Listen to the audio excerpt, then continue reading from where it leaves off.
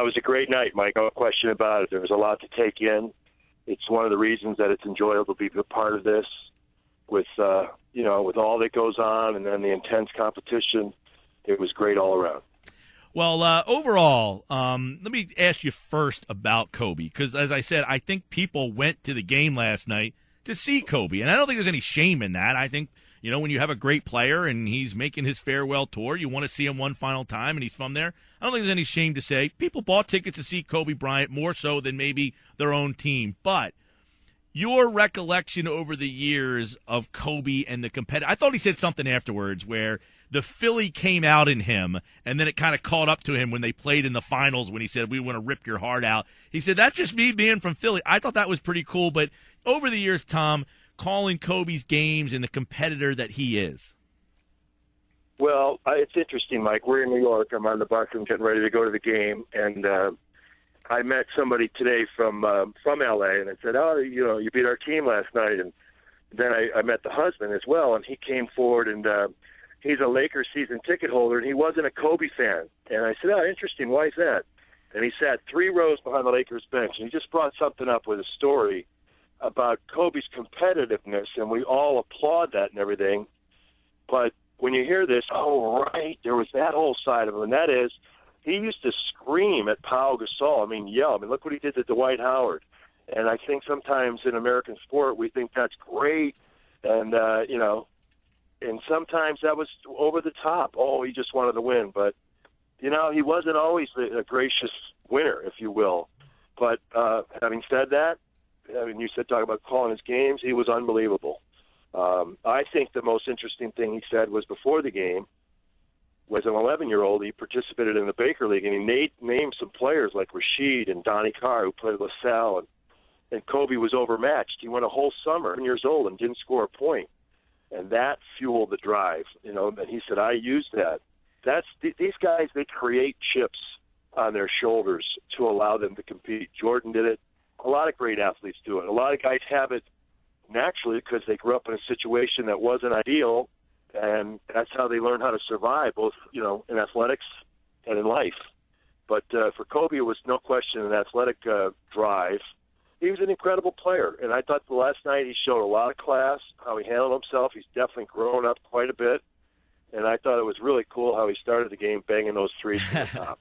I just was getting there. I was a little late because I'm coming from down here, and there was a lot of traffic last night, but I did get to see that. But I want to get your opinion on that, Tom, as the Sixers kind of admitted they were starstruck.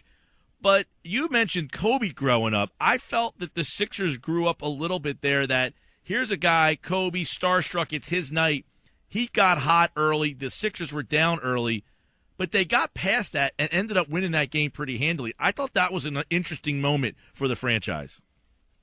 Without question. I thought in the second period they looked lethargic, like some exhaust fumes from a recent road trip. And, when I say that, it's never a justification. It's an observation. I'm a reporter watching, and, I know what they went through for 10 days. And you could see it, in their play. It had taken a little dip. So to fall behind 14, 8 at the half, and then to come back and let L.A.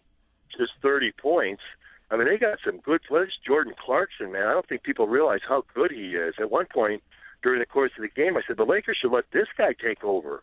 And then, bang, he made 2 shots in a row. And I don't mean just in a game, but I mean now that they're in this period of transition franchise-wise, throw him the keys. And then, let Russell ride shotgun. They got some nice young talent. So our team, without question, showed a lot of mettle, if you will, to be able to come back.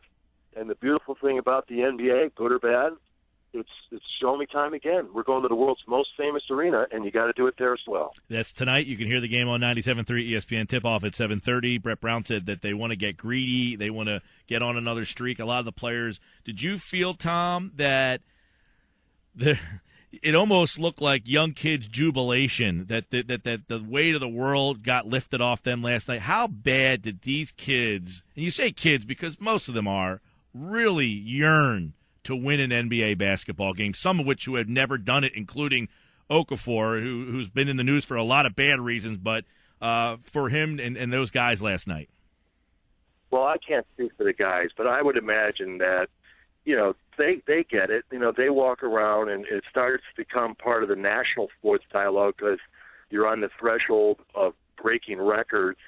And, you know, it's the complete opposite of the Golden State Warriors. I mean, they're walking on air with a championship, and so there's no question. You know, they're all competitive, and, you know, they wanted to break through, and they did.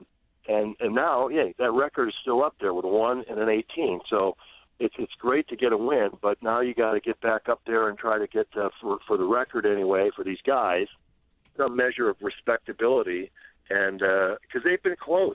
And now, hopefully, that they've done it, they can continue to execute down the stretch, put themselves in position to win, and start to win some of these individual battles that might pile up into other wins down the road. Well, when you see a night like last night and the building, and look, I think that people bought tickets to see Kobe for the most part, but you saw them morph.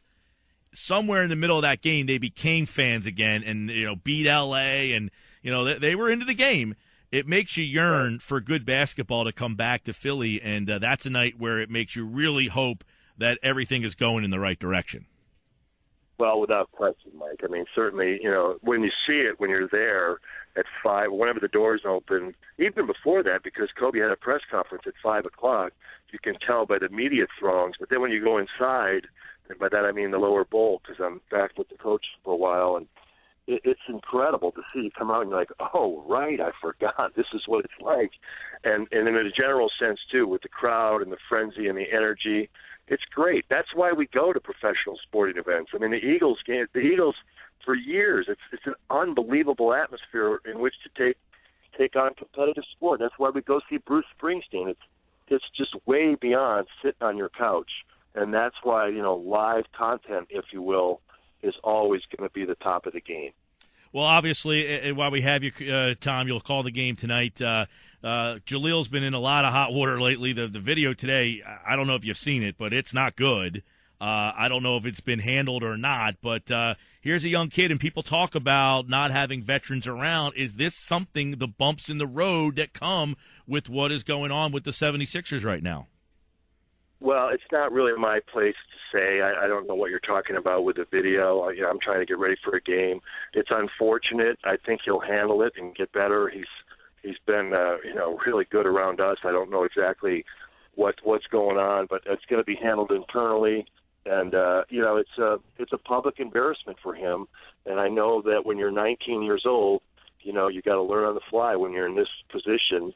And hopefully he'll show a little bit more a measure of discipline going forward, and everything will turn out okay. All right, Tom McGinnis, tonight we know you have the game. You're getting ready for that, the Sixers, and you'll see Kristaps Porzingis for the first time, and that should be fun. And, of course, the Sixers and the Lakers, and the Knicks will play back here in a couple of weeks, and that will be the day that one of our listeners will get to hang out with Tom, and we'll have that party next Wednesday. So, Tom, we'll let you go. We'll let you get ready for the game in the most famous arena on the planet tonight in New York. You got it, Mike. Thank you.